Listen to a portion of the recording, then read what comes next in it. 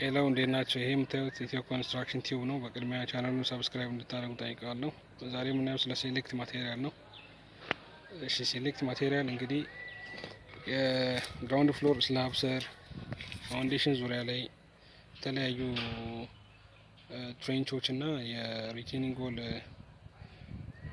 ሳይድ ላይ የሚሞላ ማቴሪያል ነው። ባክፊል የሚደረግ ማቴሪያል ነው። ለዚህ ስራ ተመራጭ እንዲሆን ያደረጉ የተለያዩ ፕሮፐርቲዎች አሉት። ለምሳሌ በደንብ ኮምፓክት ሲደረግ ሃይ ዴንሲቲ ይኖረዋል። ከዛ ጋር ተያይዞ ደግሞ ከኮምፓክሽን በኋላ ሎድ ቢሪንግ ካፓሲቲው በጣም ትልቅ ነው። ሌላው ደግሞ ከድራይኔጅ ጋር ያለ ፕሮፐርቲው ነው። ግራኑላር የሆነ ማቴሪያል ነው እና ለዋተር ፓሴጅ ይሰጣል ማለት ነው። ውሃ እንዲተላለፍ ያደርጋል። እዛው ሪቴን አያደርገውም።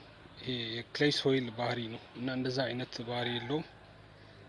ሌላው ደግሞ ሴትልመንትን ይከላከላል በደንብ ኮምፓክት ከተደረገ በኋላ። ኮምፓክሽን እንግዲህ የሮድ ሰቤዝ ላይም ጥቅም ላይ ይሆናል እና ኮምፓክሽን በሮለር ሊሆን ይችላል፣ በጃምፐር የተለያዩ ቱሎች አሉ ኮምፓክት ማድረጊያ ማለት ነው። በዛም ሊሆን ይችላል። ከዛ ውጪ